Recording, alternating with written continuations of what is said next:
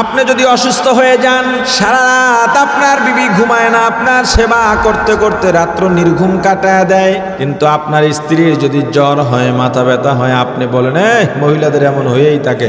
অথচ আপনার স্ত্রীর জ্বর হওয়ার পর আপনি যদি একটু মাথায় পানি দিয়া দিতেন, মাথাটায় হাত দিয়া দুইটা মাথাটা মালিশ করে দিতেন, তৈল দিয়া দিতেন, আপনার বিবির অসুস্থতা অর্ধেকটা ভালো হয়ে যাইত।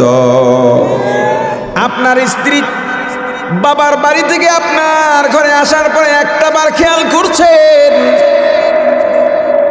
নিজের মা বাবা ভাই বোন আত্মীয় স্বজন সব ছেড়ে এলো,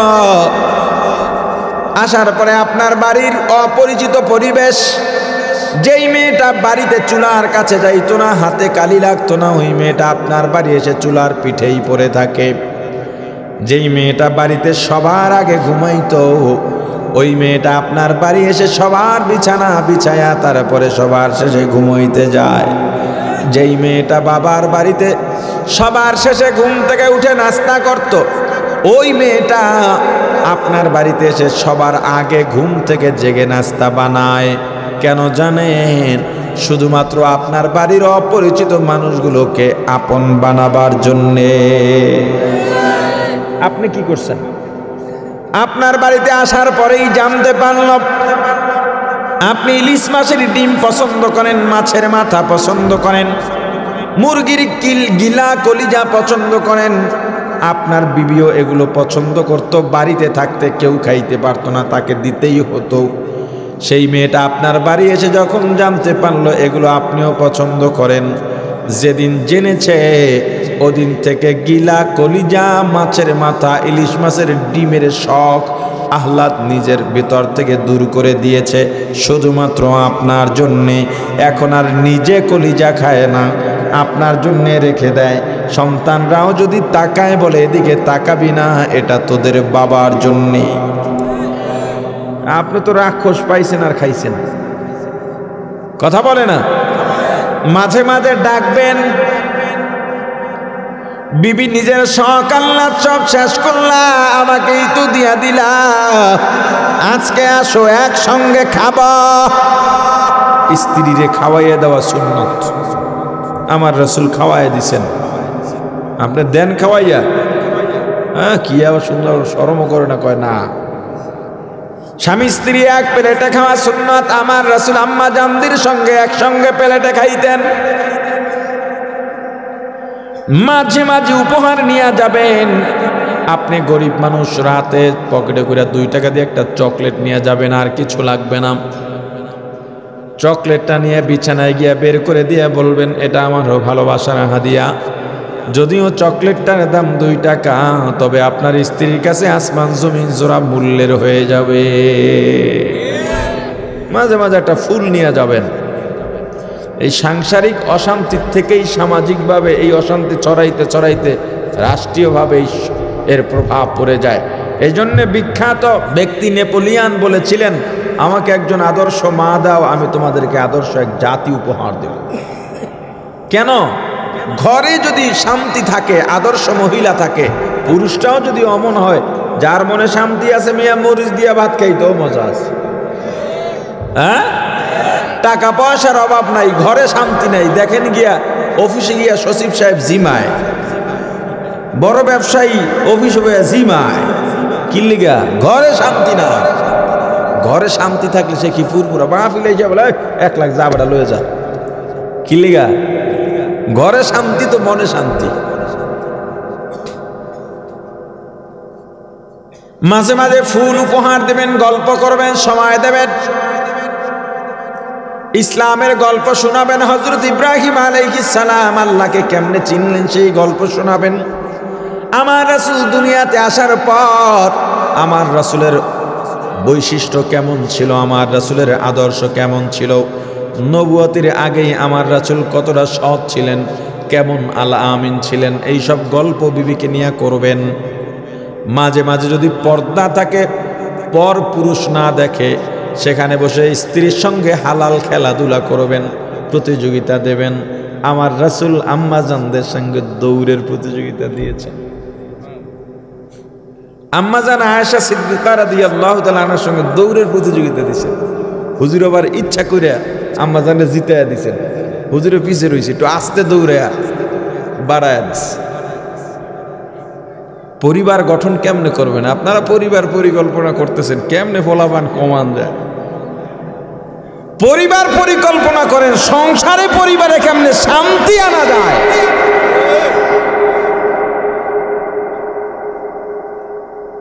পরিবার পরিকল্পনা করেন কিভাবে পরিবারের দিন প্রতিষ্ঠা করা যায়।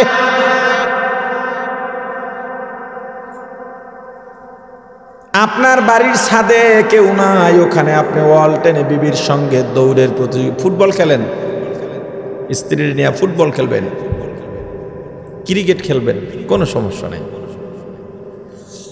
আবার ওই এখানে যে নদী আছে, নদীতে গিয়ে সাঁতারের প্রতিযোগিতা দিয়েন না।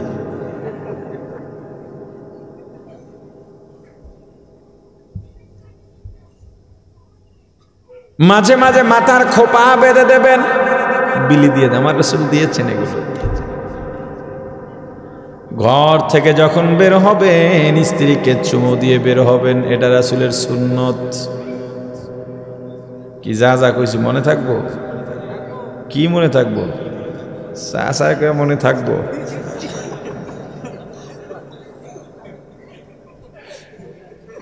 চাচা বুড়ো বয়সে যাইয়া চাষিরে কইব হুজুর কইছে এক প্লেটে খাইতে, ঢং দেখায়ও না। আর আজীবন সকাল বিকেল রুটিন করে ফিডাইছো, খিলাইছো, একটা সোনো পাউডার দেও না, আজকে ঢং দেখাইতে আইছো। তোমার ফুল তুমি নিয়ে যাও। তবুও যতটা সম্ভব পরিবার গঠন করেন। জান্নাতের বিবি আপনার সামনে আঙুল উঁচু করে কথা বলবে না, আপনি যেভাবে চাইবেন সেভাবেই চলবে।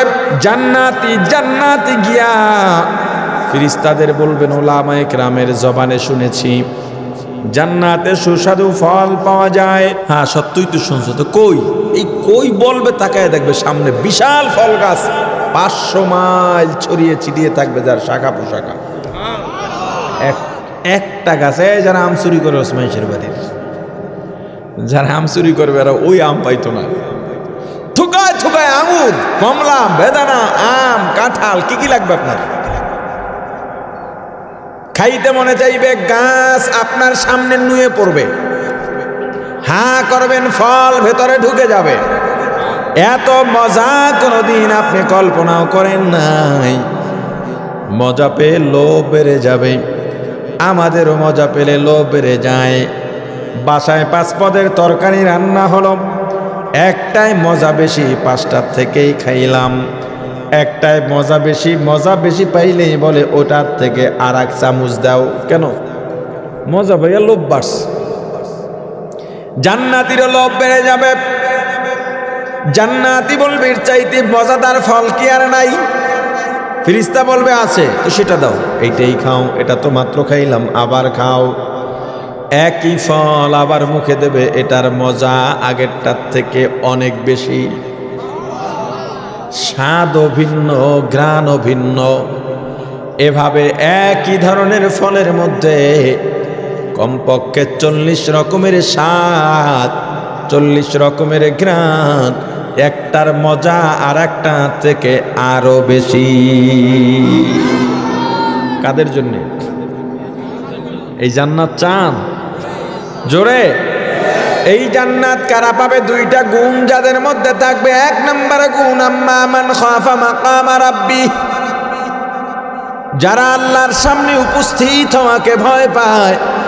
কিয়ামতের ময়দানে আল্লাহর সামনে কাঠগড়ায় আমি কিভাবে জীবনের আমল নিয়ে দাঁড়াবো, কি জবাব দেব, এই ভয়ে গুনাহ করে না। আর একটা আল্লাহর উপস্থিতি, আল্লাহ দুনিয়ার সব জায়গায় আছেন না নাই? জোরে আওয়াজ দিয়া বলেন। আপনি যেখানে যান ঘরের দরজা বন্ধ করেন, গভীর জঙ্গলে যান, অন্ধকারে যান, কেউ নাই, কেউ নাই, কেউ না থাকলেও কে আছেন?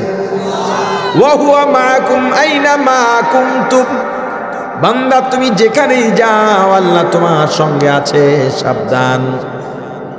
এই যে আমাকে দেখেন, এটা আসলে আমি না, আমি যে আপনাকে দেখি এটা আপনি নন।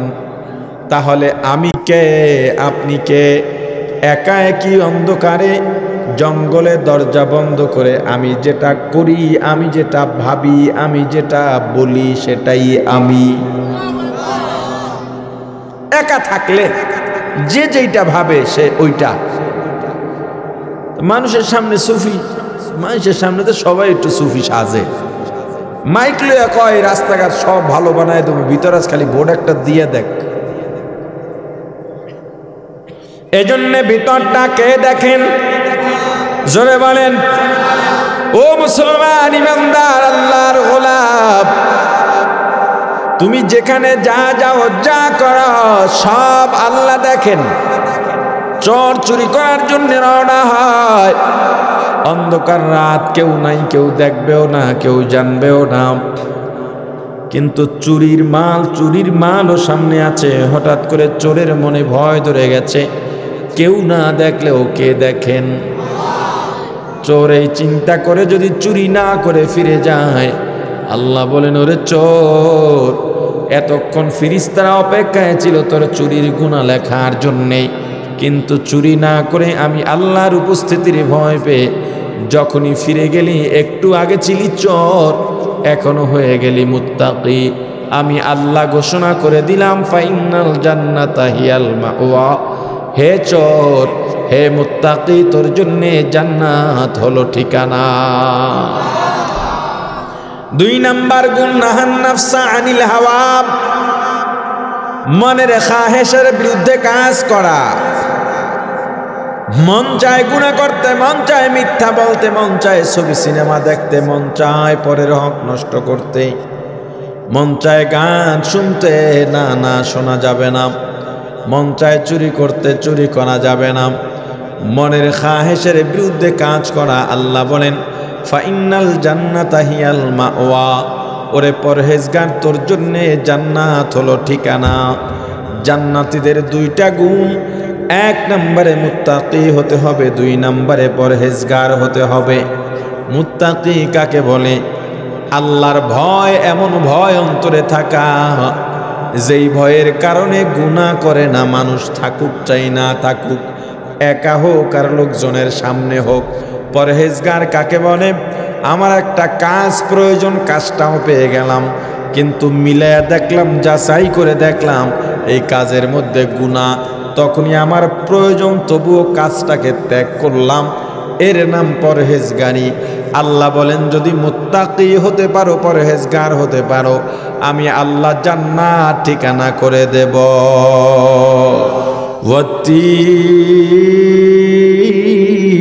ওয়াত্তিন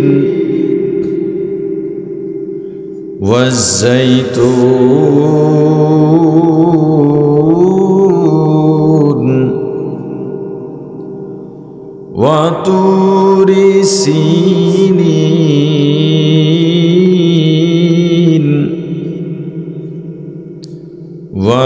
ওয়াহাদাল বালাদিল আমিন।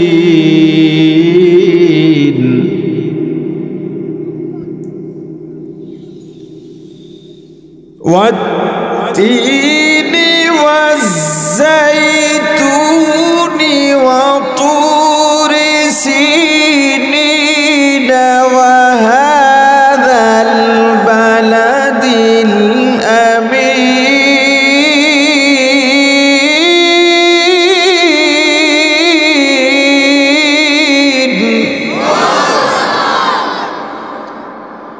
لقد خلقنا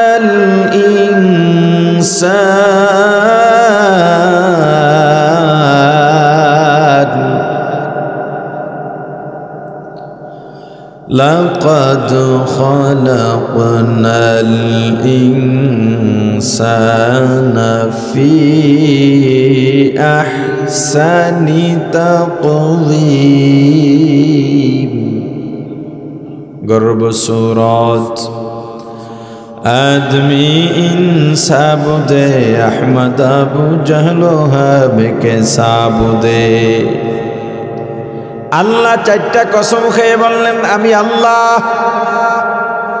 অবকাঠামোগত দিক থেকে সবচেয়ে মানুষকে সুন্দর করে বানিয়েছি। এত সুন্দর করে আমি আল্লাহ দুনিয়ার আর কোনো কাউকে প্রাণীকে বানাই নাই।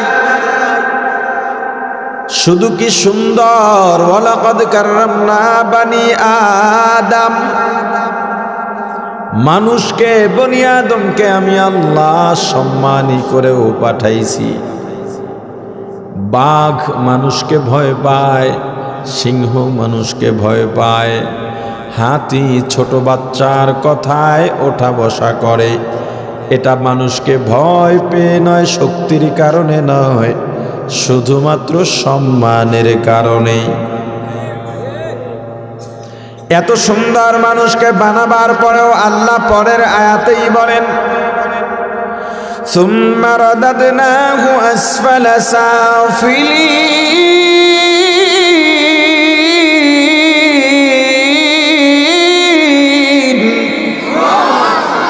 মানুষকে এত সুন্দর করে বানাবার পরেও মানুষ নিজের কর্মের কারণে পতনের অতল গহ্বরে নিমজ্জিত হয়। মানুষকে আল্লাহ মানুষ করে বানাইলেন, মানুষের মাঝে কুকুরের খাসলত কেন থাকবে?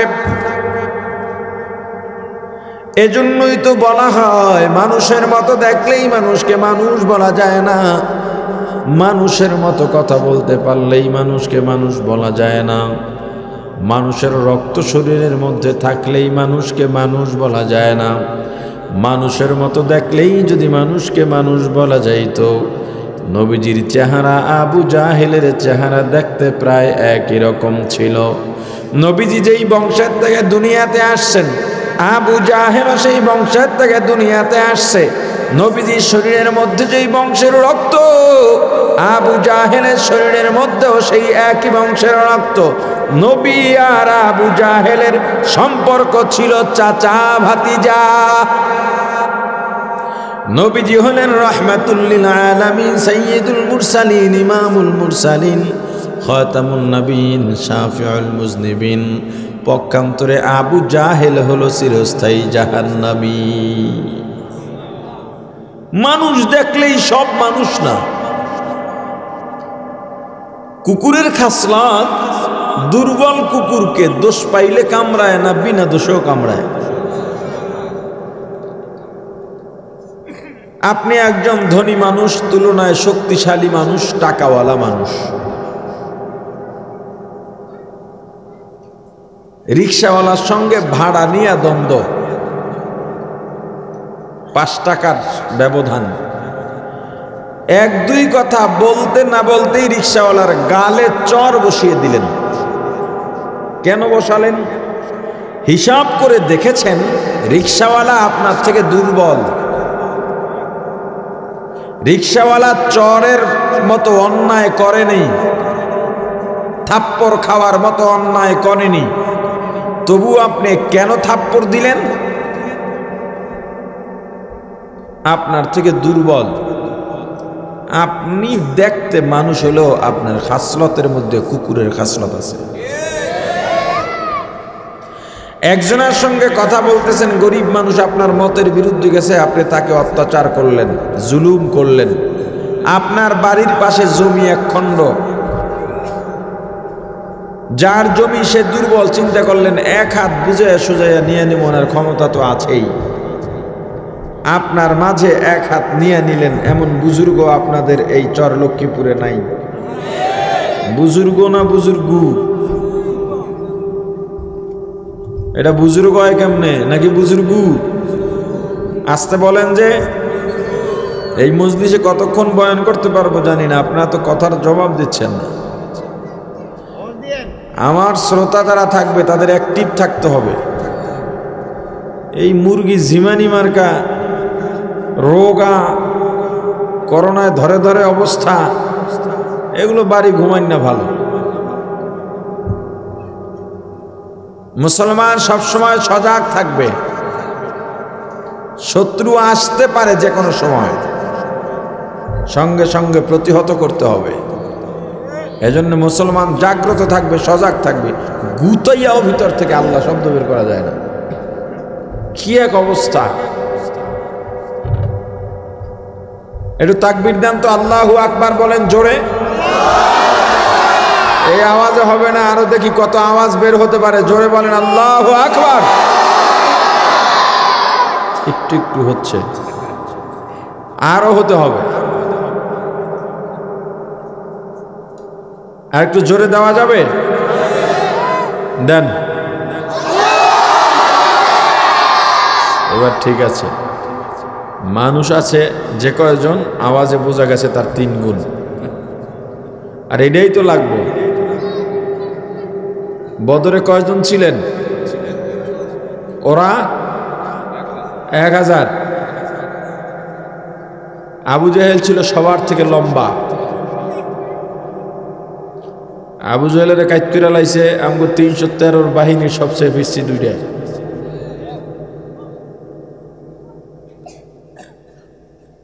আল্লাহ কোন সময় কাকে কাকে দিয়ে শোয়া দেবেন কেউ বলতে পারে? মুআজ ছোট 2 ভাই, আবু জাহেল রে কাজ করে লাইস। দাপট দেখাও, বড়াই দেখাও, কোনো লাভ নাই। নমরুদ মশা দিয়া কাইত, ওই মশা নাই, নাকের মধ্যে মশা ঢুকছে কারো 2-1টা মাঝে মাঝে। অবস্থাটা কি দেখছে? মশা ঢোয়ে কোন সময় নাকের উপরে মাছি পড়লেই তো অবস্থা খারাপ। আপনারা হাত বান্ধা এবার যদি নাকের মধ্যে একটা আপনি রশ্মি শুধু লাগানো হয়, টানবে, কেমন লাগবে? ওটা খুন করে এলা তো এটা করিস না। 1 লোক প্রতিদিন সকালে উল্টা মারে, সকালে উঠেই তার কাম হইল আয়না ধরে উল্টা মারা। বুঝেন না? কি বুঝছেন? এরকম সবের কাম করা মানুষ নাই, প্রতিদিন সকালে মারে। নাকের মধ্যে মাছি পড়ছে, হ্যাঁ তো দাড়ি কামাইতেছে।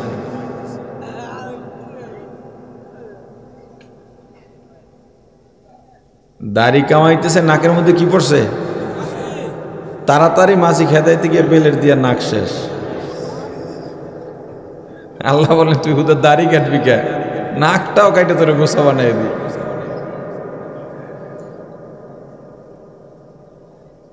মুসলমান সজাগ থাকতে হবে, আওয়াজ বলিষ্ঠ হতে হবে। মুসলমানের কথার পাওয়ার এমন থাকবে, বাতিল অস্ত্র নিয়ে যুদ্ধের দরকার নাই। মুসলমানের অস্ত্র লাগবে না, বাতিল অস্ত্র নিয়ে আসবে, মুসলমানের কথার পাওয়ারে হাতের থেকে হাত কাঁপতে কাঁপতে অস্ত্র পড়ে যাবে। এই উদাহরণের জন্য কি বিদেশ যাওয়া লাগবে? এই বাংলাদেশের সিলেটে শাহজালালের তাকবীরে গৌর গোবিন্দ শেষ, বংশ সহ শেষ। আওয়াজ অমন আওয়াজ লাগবে। কথা বুঝাইতে পারছি? দেন শেষ তাকবীর দেন একটা। মাশাআল্লাহ। এটা জারি থাকবে না আবার ঘুমায় যাবেন? যদি কেউ জিমাইতে দেখি উঠে বাসায় পাঠাই তুমি উড়াইয়া।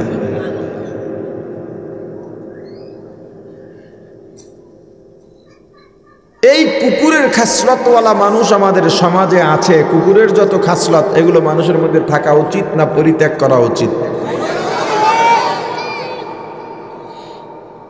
কিয়ামতের ময়দানে কুকুর উঠে আল্লাহর কাছে নালিশ দেবে, আল্লাহ আমার কোনো দোষ ছিল না, অন্যায় ছিল না, আমার এই শক্তিশালী কুকুরে কামড়াইছে।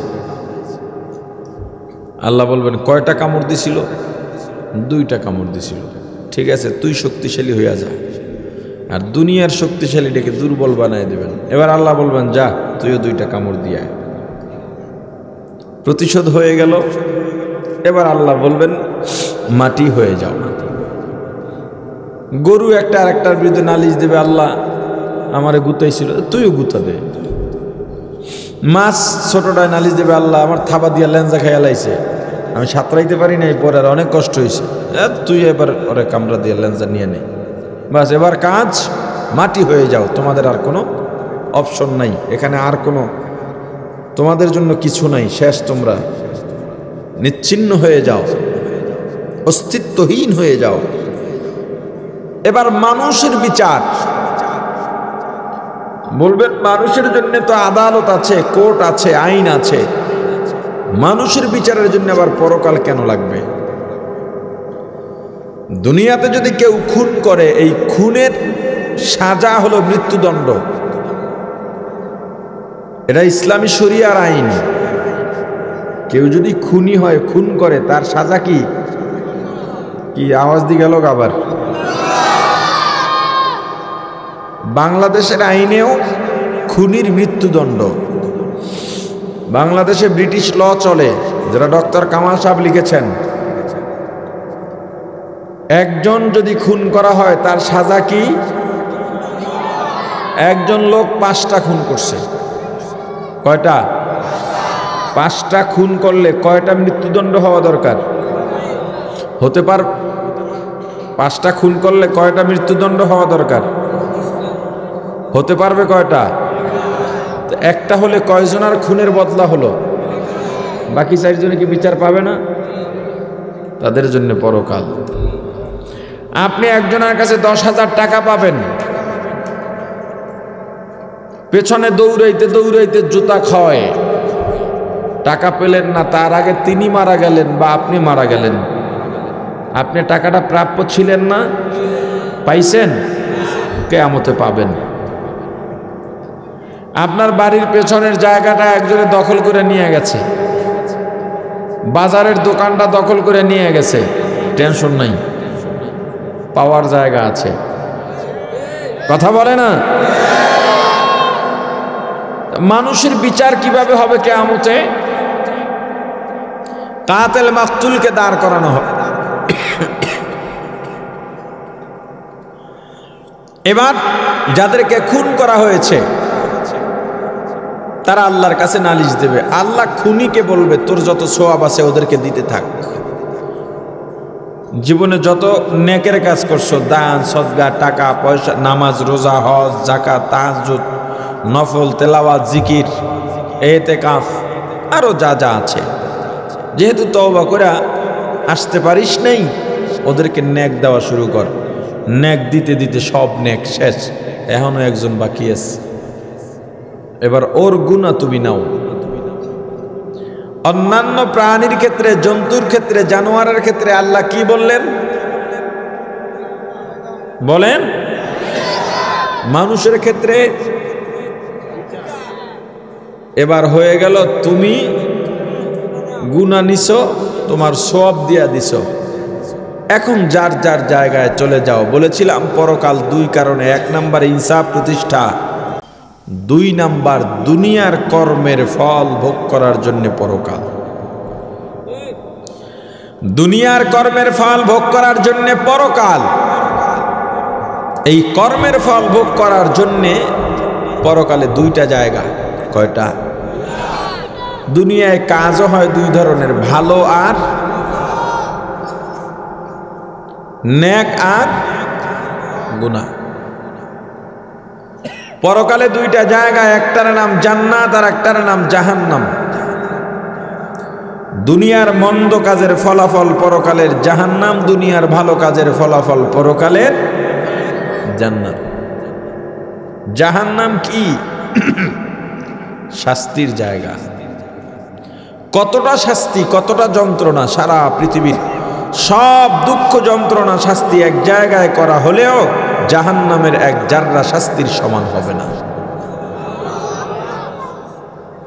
জাহান্নামী জাহান্নামে গিয়া চারিদিকে চিৎকার চেঁচামেচি শুনবে। জাহান্নামের ফেরেশতারা নির্দয় হবে, পৃথিবীর শ্রেষ্ঠ নির্দয়। আবেগ, ভালোবাসা, দয়া কি জিনিস এটা জাহান্নামের ফেরেশতারা ভুলেই যাবে। এই সাবজেক্ট তাদের থাকবে না। মাঝে মাঝে চিৎকার দেবে, 500 মাইল থেকে এক একটা চিৎকার শোনা যাবে। মাথার মগজগুলো 2 কান দিয়ে চিৎকারের কারণে পর্দা ফেটে জাহান্নামীদের ঘিলুগুলো, মগজগুলো কান দিয়ে বের হয়ে যাবে। জাহান্নামী জিজ্ঞেস করবে, এ ফেরেশতা, ওদিকে চিৎকার চেঁচামেচি শুনি, এরা কারা, কেন কাঁদে? ফেরেশতারা বলবে, একদল জাহান্নামীকে জাহান্নামের বড় বড় লোহার হাতুড়ি দিয়ে জাহান্নামীর মাথার উপরে জোরে প্রহার করা হয়, সঙ্গে সঙ্গে 100 মতান্তরে 1000 গজ মাটির নিচে ঢুকে যায়। ওখান থেকে আবার টেনে হেঁচড়ে বের করে, গোস্ত খসে খসে থেকে যায়, হাত পা ভেঙে চূর্ণ বিচূর্ণ হয়ে যায়, আবার উঠিয়ে চামড়া দেওয়া হয়, গোস্ত দেওয়া হয়, আবার পরিপূর্ণ মানুষ বানাইয়া আবার শাস্তি দেওয়া হচ্ছে। আর একদিকে করুণ আর্তনাদ, বাঁচাও বাঁচাও বাঁচাও। ওটা কি বলবে? ওরা একদল জাহান্নামী, যাদের মাথার উপরে জাহান্নামের উত্তপ্ত গরম পানি ঢালা হচ্ছে। যখন গায়ের উপরে পানি ঢালা হয়, গোস্তগুলো খসে খসে পড়ে যায়, আবার ওদেরকে পরিপাটি বানানো হয়, আবার পানি ঢালা হয়। একদল জাহান্নামী গুরিম গুরিম করে জাহান্নামের তলে পড়তেছে। এরা কারা? ওরা একদল জাহান্নামী, জাহান্নামের ভয় দৌড়াইতে দৌড়াইতে গিয়া জাহান্নামের ওয়াল বাইতে বাইতে 70,000 বছর জাহান্নামের ওয়াল বাওয়ার পর একেবারে উপরে উঠে গেছিল, আর মাত্র 1 হাত বাকি আছে। কত আশা, এই বুঝি জাহান্নাম থেকে বেঁচে গেলাম। কিন্তু না না, যখন 1 হাত বাকি থাকবে তখন হাত পিছলে পড়ে যাবে আবার জাহান্নামের তলদেশে। এরা তারা। এগুলো শুনে জাহান্নামী ভয় দৌড় দেবে বাঁচার জন্যে। আজকে দুনিয়ায় জাহান্নামের ভয়, বাঁচতে দৌড়াও না, বরং জাহান্নামে ঢুকে যাচ্ছ, চিন্তাও করছো না। সেদিন বাঁচতে চাইলেই কেউ বাঁচতে পারবে।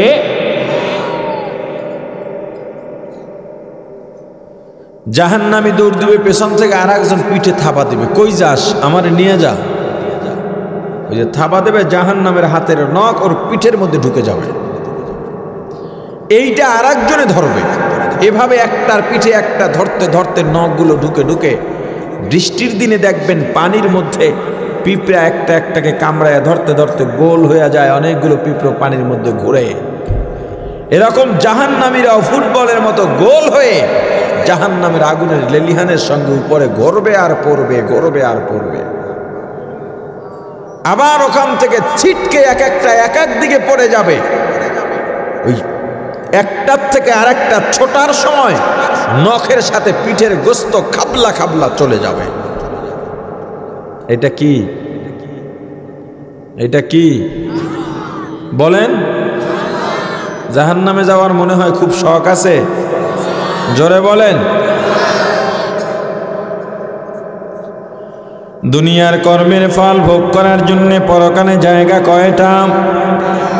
একটার নাম আর একটার নাম জাহান্নাম। সংক্ষেপে বললাম।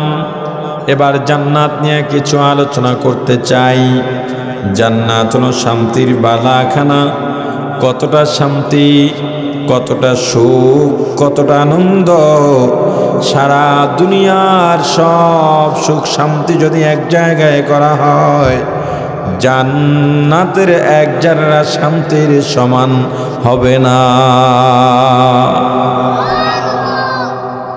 যেই ব্যক্তি জান্নাত পাবে তার জান্নাতের আয়তন কত হবে? সবচেয়ে ছোট জান্নাত যিনি পাবেন, ওই জান্নাতের আয়তন হবে দুনিয়ার 10টার সমান। হে জমির দখলবাজেরা, জবর দখল যারা করো, দোকানপাট দখল করো, ক্ষমতা টাকার বড়াই দেখাইয়া, বংশ প্রতিপত্তির বড়াই দেখাইয়া, দাপট দেখাইয়া অন্যের সম্পদ দখল করো, অন্যের প্রাপ্য কেড়ে নাও। শোনো, তুমি কোন জাহান্নামে যাইবা? সংক্ষিপ্ত জাহান্নামের কথা বললাম। আর যাদের তুমি কেড়ে নিচ্ছ, তোমার নিজের আমল দিয়া তুমি তাকে জান্নাতে পাঠায় দিতেছ, নিজেও জানো না। সবচেয়ে ছোট জান্নাত যে পাবে, এর আয়তন হবে এই দুনিয়ার 10টার সমান। 10টা দুনিয়া যদি এক জায়গায় করা হয়, আপনাদের মতলবের চেয়ে ছোট হবে না, বড় হবে না? কটুক, মোটামুটি চাঁদপুরের মতো।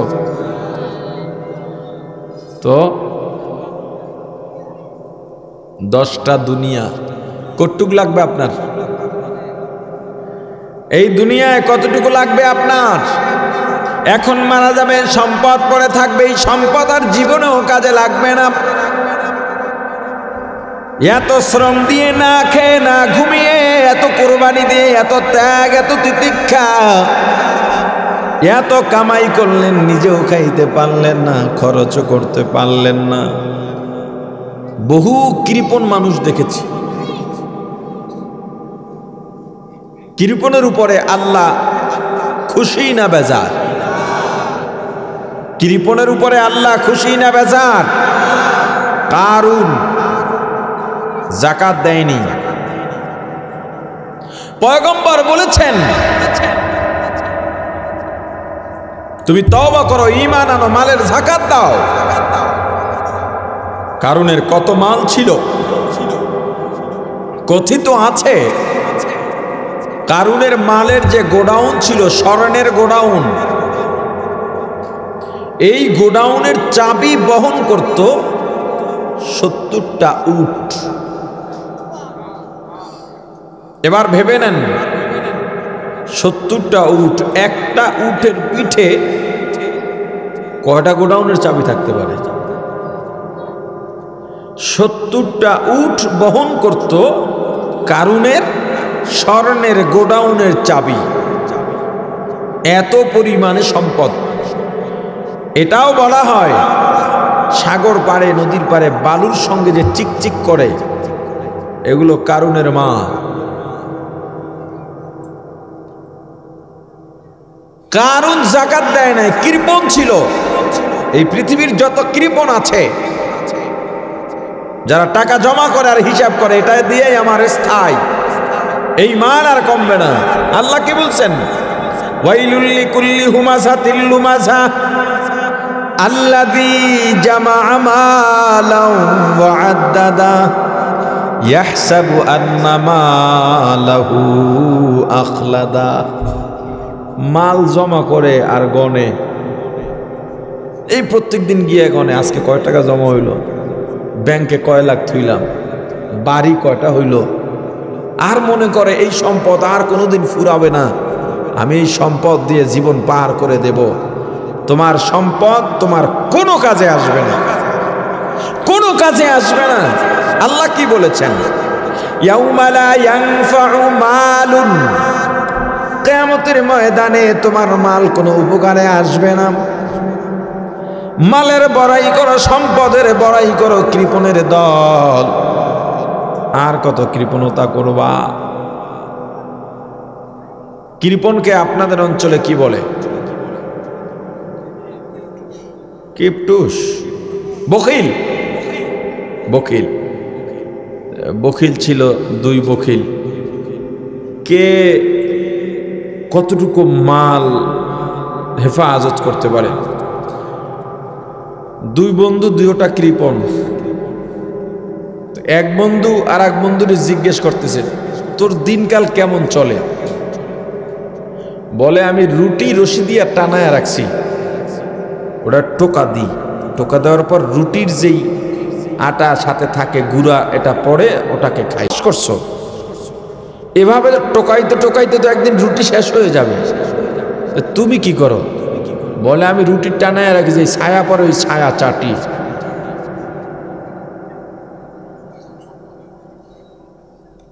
যারা মাল জমান, কৃপণ,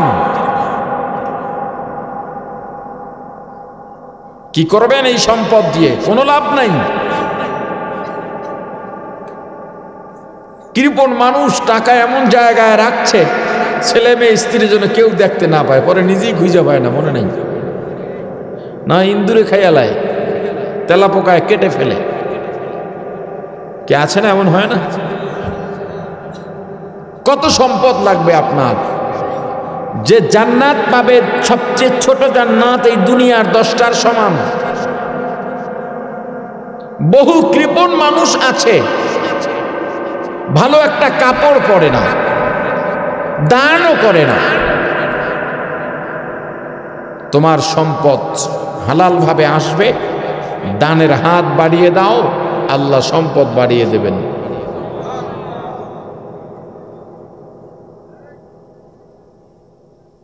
সবচেয়ে ছোট জান্নাত যিনি পাবেন এই দুনিয়ার 10টার সমান। জান্নাতীরা হাউজে কাউসার পাবে। হাউজে কাউসার কি? হযরত আনাস রাদিয়াল্লাহু তাআলা আনহু বর্ণনা করেন, আমরা নবীজির সামনে বসা ছিলাম। নবীজি কাত হয়ে শোয়া ছিলেন, চক্ষু বন্ধ ছিল। তবে নবীজি ঘুমান নাই, নবীজি কি যেন ধ্যান করতেছিলেন সেটা আমরা বুঝতে পেরেছিলাম।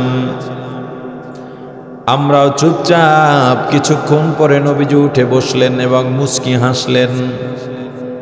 আমাদের জিজ্ঞেস করলেন, সাহাবায়ে কেরাম আমি কেন হেসেছি তোমরা জানো? সাহাবায়ে কেরাম মুআদ্দাবানা জবাব দিলেন, আল্লাহ ও আল্লাহর রাসূলই ভালো জানেন। নবীজি বললেন, একটা সুসংবাদ আছে। কি আছে? জিজ্ঞেস করি, জবাব দেয় না।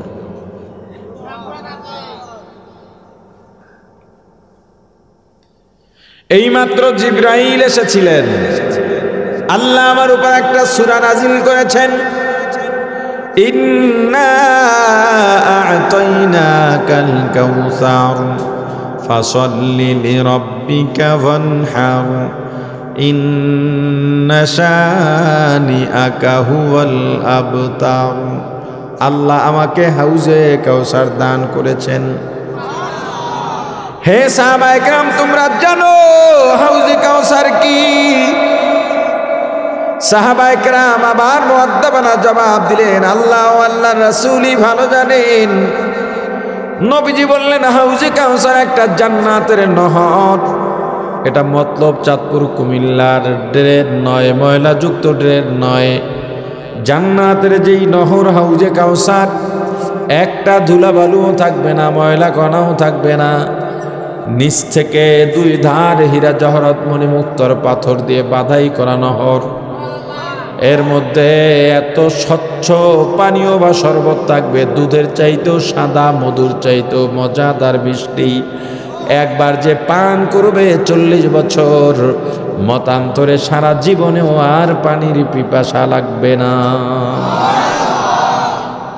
এটা কাদের জন্যে? বলেন বলেন। জান্নাতীরা জান্নাতে হুর ও গলমান, হুর পাবে, খাদেম পাবে, মহিলারা স্বামী পাবে, পুরুষরা স্ত্রী পাবে। দুনিয়ার কোন স্বামী স্ত্রী যদি এক জান্নাতি হয়ে যায়, পরকালেও জান্নাতে স্বামী স্ত্রী একসঙ্গে থাকবেন। সেক্ষেত্রে স্ত্রীরা স্বামীর অন্যান্য হুরদের সর্দার হবে। এখন মহিলারা বলে, হুজুর কিসের সর্দার? যাইয়া লই একবার, কেউ ভিড়তে দিব পাশে? কথা বলে না।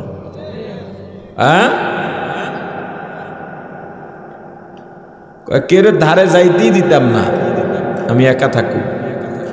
আসলে জান্নাতে এই মানসিকতাই থাকবে না। জান্নাতের মানসিকতা হবে অন্যরকম। জান্নাতের বিবি যারা হবে তারা কত সুন্দরী হবে।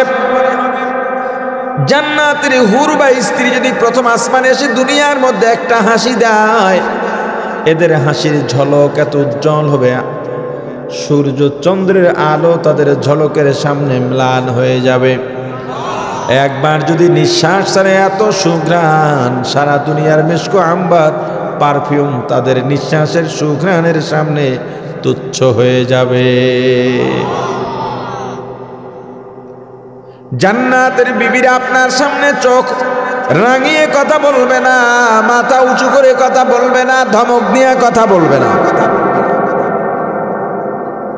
তোমার ঘরে 40 বছর কাটাইলাম, জীবনে কিছুই পাইলাম না, আমি দেখে আসি, অন্য কেউ হইলে এতদিন টিকতো না। ঠিকের আওয়াজ যে বড়, ব্যাপারটা কি? পর্দালের মাপ, স্বামীর সঙ্গে যদি একটা দিনও তুমি কাটাও, একদিন পরেও যদি বলো আমি কিছুই পাইলাম না, তুমি বড় অকৃতজ্ঞ, তোমার উপরে আল্লাহ নারাজ হয়ে যাবেন। কোন সন্তান যদি বলে মা বাবার থেকে কিছুই পেলাম না, আল্লাহ নারাজ হয়ে যাবেন। কোন ছাত্র যদি বলে শিক্ষক থেকে কিছুই পেলাম না, আল্লাহ বড় নারাজ হয়ে যাবেন। কিছু না পাইলে 40 বছর কেমনে কাটাইল? কথা বলে না। কিন্তু মহিলারা, ঘরের স্ত্রীরা যে এই কথাটা বলে, বলার কারণ কি? আপনি খুব ভালো এজন্য বলে, কথা বলে না। আয়সা বলে, হুজুর একটু স্বামীর খেদমত নিয়ে ওয়াজ করেন। স্বামীর খেদমত নিয়ে তো দুনিয়ার সবাই ওয়াজ করে, বউয়ের খেদমত নিয়ে তো ওয়াজ হইল না। বউয়ের খেদমতের ওয়াজের দরকার আছে না নাই? জোরে বলেন। জামাত কয়টায় হয়?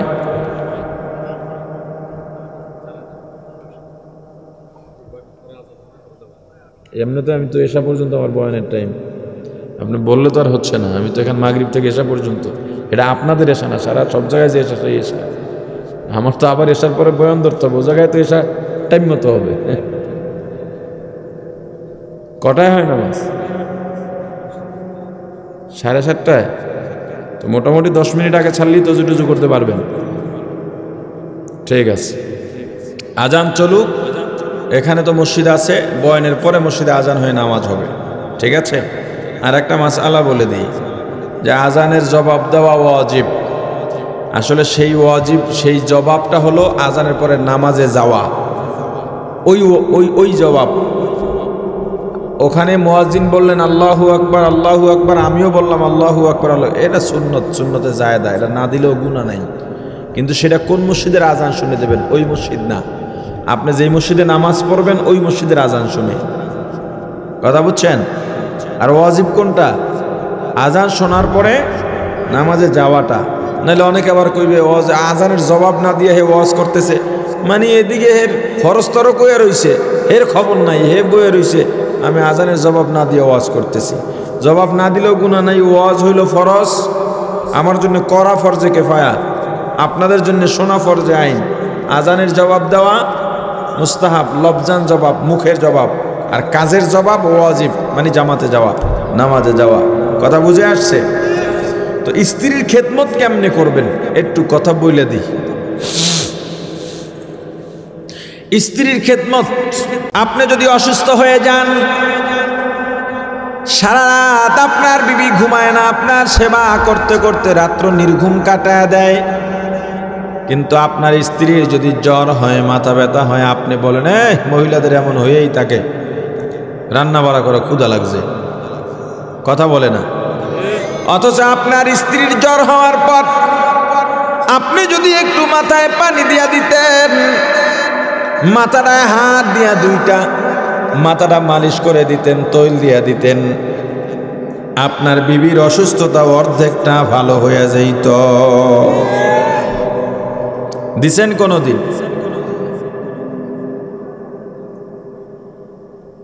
আপনার স্ত্রী বাবার বাড়ি থেকে আপনার ঘরে আসার পরে একটা বার খেয়াল করছেন নিজের মা বাবা ভাই বোন আত্মীয় স্বজন সব ছেড়ে এলো, আসার পরে আপনার বাড়ির অপরিচিত পরিবেশ, যেই মেয়েটা বাড়িতে চুলার কাছে যাইতো না, হাতে কালি লাগতো না, ওই মেয়েটা আপনার বাড়ি এসে চুলার পিঠেই পড়ে থাকে।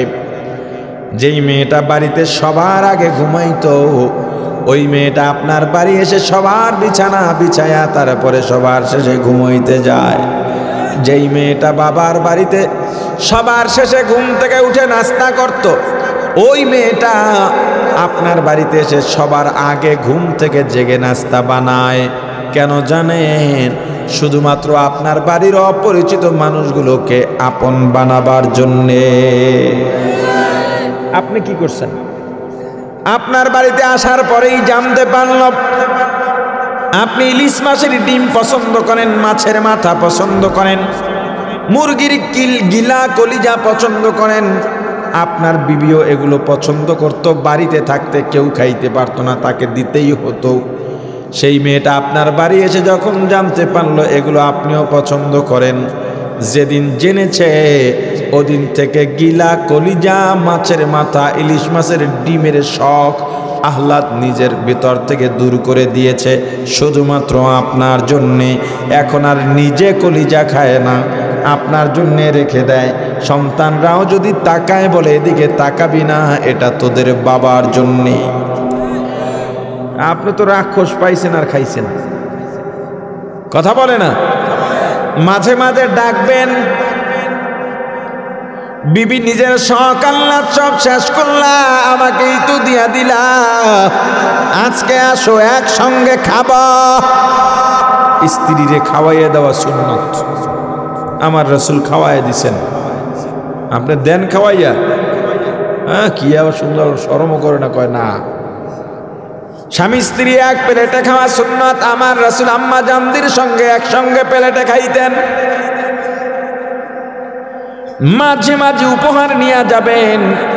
আপনি গরিব মানুষ, রাতে পকেটে করে 2 টাকা দিয়ে একটা চকলেট নিয়ে যাবেন, আর কিছু লাগবে না। চকলেটটা নিয়ে বিছানায় গিয়ে বের করে দিয়ে বলবেন, এটা আমার ভালোবাসার হাদিয়া। যদিও চকলেটটার দাম 2 টাকা, তবে আপনার স্ত্রীর কাছে আসমান জমিন জোড়া মূল্যের হয়ে যাবে। মাঝে মাঝে একটা ফুল নিয়ে যাবেন।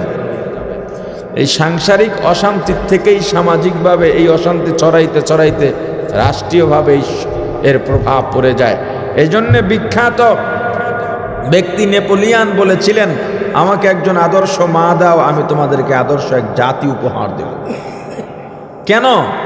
ঘরে যদি শান্তি থাকে, আদর্শ মহিলা থাকে, পুরুষটাও যদি অমন হয়, যার মনে শান্তি আছে মিয়া মরিচ দিয়া ভাত খাইতেও মজা আছে। হ্যাঁ, টাকা পয়সার অভাব নাই, ঘরে শান্তি নাই। দেখেন গিয়া অফিসে গিয়া সচিব সাহেব জিমায়, বড় ব্যবসায়ী অফিস হয়ে জিমায়, কি লিগা? ঘরে শান্তি না। ঘরে শান্তি থাকলে সে কি ফুরফুরা মাহফিলে যা বলে 1 লাখ যা বেটা লয়ে যা, কি লিগা? ঘরে শান্তি তো মনে শান্তি। মাঝে মাঝে ফুল উপহার দেবেন, গল্প করবেন, সময় দেবেন, ইসলামের গল্প শোনাবেন। হযরত ইব্রাহিম আলাইহিস সালাম আল্লাহকে কেমনে চিনলেন সেই গল্প শোনাবেন। আমার রাসূল দুনিয়াতে আসার পর আমার রাসূলের বৈশিষ্ট্য কেমন ছিল, আমার রাসূলের আদর্শ কেমন ছিল, নবুয়তের আগেই আমার রাসূল কতটা সৎ ছিলেন, কেমন আল আমিন ছিলেন, এই সব গল্প বিবিকে নিয়ে করবেন। মাঝে মাঝে যদি পর্দা থাকে, পর পুরুষ না দেখে, সেখানে বসে স্ত্রীর সঙ্গে হালাল খেলাধুলা করবেন, প্রতিযোগিতা দেবেন। আমার রাসূল আম্মাজানদের সঙ্গে দৌড়ের প্রতিযোগিতা দিয়েছেন। আম্মাজান আয়েশা সিদ্দিকা রাদিয়াল্লাহু তাআলা আনহার সঙ্গে দৌড়ের প্রতিযোগিতা দিয়েছেন। হুজুর আবার ইচ্ছা করে আম্মাজানকে জিতাইয়া দিয়েছেন। হুজুরের পিছে রয়েছে, একটু আস্তে দৌড়াইয়া বাড়ায়া দিচ্ছে। পরিবার গঠন কেমনে করবেন? আপনারা পরিবার পরিকল্পনা করতেছেন, কেমনে ফলাফল কমান যায়? পরিবার পরিকল্পনা করেন, সংসারে পরিবারে কেমনে শান্তি আনা যায়।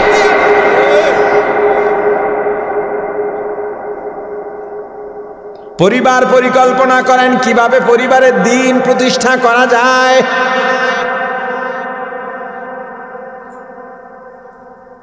আপনার বাড়ির ছাদে কেউ নাই, ওখানে আপনি ওয়াল টেনে বিবির সঙ্গে দৌড়ের প্রতিযোগিতা, ফুটবল খেলেন, স্ত্রীর নিয়ে ফুটবল খেলবেন, ক্রিকেট খেলবেন, কোনো সমস্যা নেই। আবার ওই এখানে এই যে নদী আছে, নদীতে গিয়ে সাঁতারের প্রতিযোগিতা দিয়েন না।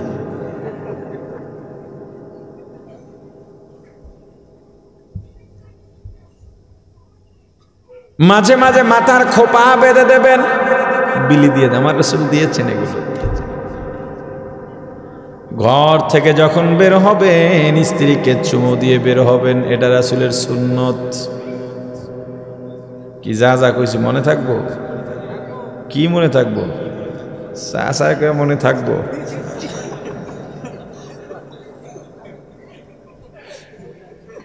চাচা বুড়ো বয়সে যাইয়া চাষিরে কইব হুজুর কইছে 1 প্লেটে খাইতে, ঢং দেখায়ও না।